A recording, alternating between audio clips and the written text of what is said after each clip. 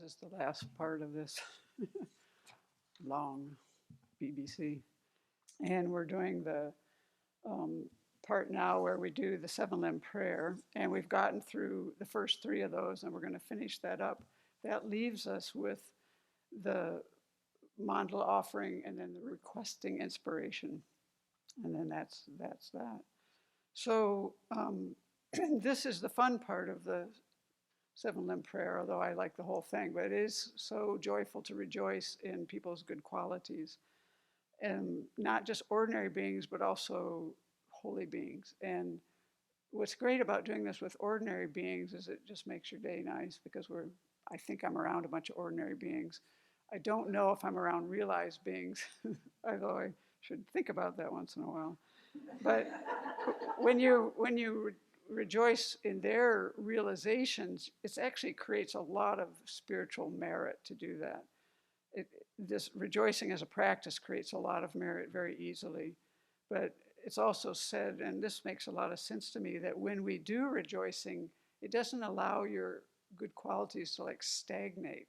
And that makes a lot of sense to me, because when you're rejoicing, you're focusing on something and you're giving it energy. It's like paying it forward almost, you know. And so to rejoice in something, you have these mental factors going that of appreciation and aspiration, really. And those are things that what make our practice move forward. So that's important to spend some time with. Then the one that interests me a lot is this requesting Dharma teachings. So I really have a lot of interest in the topic of what this helps us with. This helps us counteract abandoning the Dharma.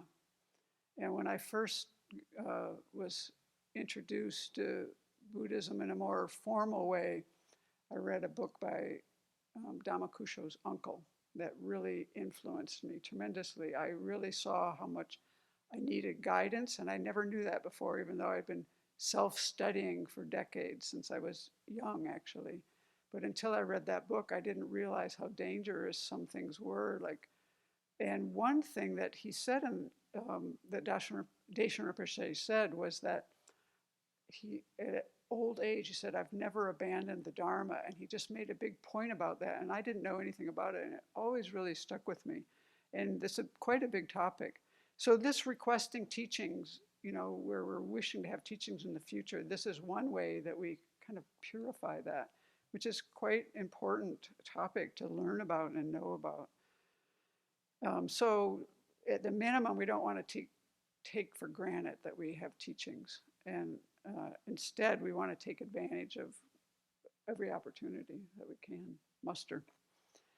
And then the next point is to request the Buddhas to remain. And these 2 points are sometimes flipped in different, you know, presentations of this, but the points are the same. And so there, we're requesting the Buddhas to guide us, and we're showing that we have interest. This helps us to purify negativities in relationship to our spiritual mentors and the Buddhas. But if you think about it, remember the story of the Buddha where the monks were kind of like bickering, and no matter what he did, it didn't help, and so he just left? Well, when Venerable Chodron explained this at one point, she said, if an emanation body of the Buddha doesn't have any disciples, it will withdraw. So from our side, you know, it's like a radio station that's always on, but we've got to tune in. So we have our part to do. And this was what's beautiful about this part of the seven limb prayer. This practice of the seven limbs is what is creating the, helping us to accumulate merit and purify negativities, the conditions we need for our substantial cause meditations to have any chance to flourish. Remember, this is the cooperative conditions. So that's quite important. So this requesting the Buddhas to stay and remain, we're putting in our mind that we want to practice the Dharma and we want their guidance. So that helps us to put it into practice. And then the seventh limb is dedicating the merit. So this is quite important, because we could fritter away all of our virtuous effort if we just like I'll dedicate this to a good lunch. You know, okay, you eat lunch and it's gone. Well, maybe it has to process, but then it's going to be gone in a day or two. And where what we dedicate to is something that is enduring. It won't, that merit stays with us because we've put it forward out there until we reach full awakening. And this helps it to become inexhaustible. And we need that. It also helps us to connect it to our wish to benefit all beings. We're connecting it to this vast motivation, and that's just extraordinary to think about. So, yeah, that's quite amazing. Just this seven limb prayers, you know, there's so much in it, and you can do it so quickly, but it can carry a lot of meaning even when you do it quickly. I've found that to be true. Also, this dedication, if we do later become angry, it kind of is a little bit of helps to protect some of the merit that we might destroy by our anger or wrong views, maybe, I don't know. Yeah, I guess wrong views as well. But so that's the dedication. Then you offer the mandala, which most of us are familiar with. Basically, we say, this ground anointed with perfume, flowers strewn Mount Meru, four lands, sun and moon, imagined as a Buddha land and offered to you, may all beings enjoy this pure land. The objects of attachment, aversion, and ignorance, friends, enemies, and strangers, my body, wealth, and enjoyments, I offer these without any sense of loss. Please accept them with pleasure and inspire me and others to be free from the three poisonous attitudes. Idam Guru Ratna Mandala Kamniratayami. So this is when we're just kind of like, we've done all these practices leading up to this point, and this is like, now I'm willing to offer everything because I see how important it is.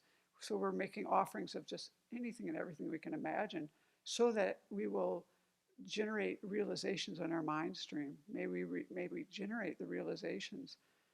So that's a beautiful thing. And in the commentaries, they don't actually say much more about it that I read. We'll have to ask Venerable Jigme, who's been working on the Nundro, because, you know, I just have to tell you one story about that, because the first year we did the Vajrasattva retreat, there were two funny things that happened to me.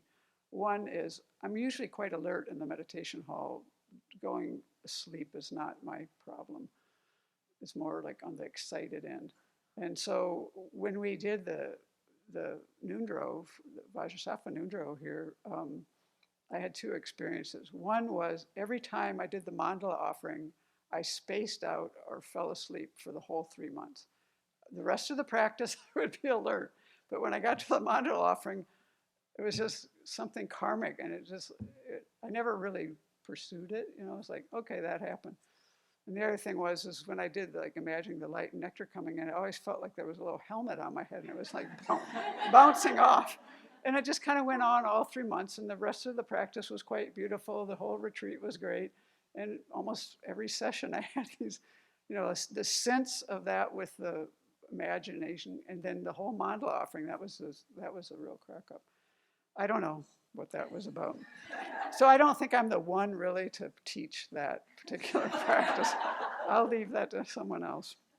But that was, you know, every retreat has something. You know, sometimes things come alive, like the seven limb prayer really came alive for me one year. And then other years you have just certain things that happen. And I think you're working some things out. Aside from that, we need to request inspiration. This is how we connect with the Buddhas, our teachers, the whole merit field, really. And this is how we, you know, like the prayers are just so beautiful. I love these prayers, and I love the long one. You know, the short one here is, glorious and precious Root Guru, sit upon the lotus and moon seat on my crown, guiding me with your great kindness.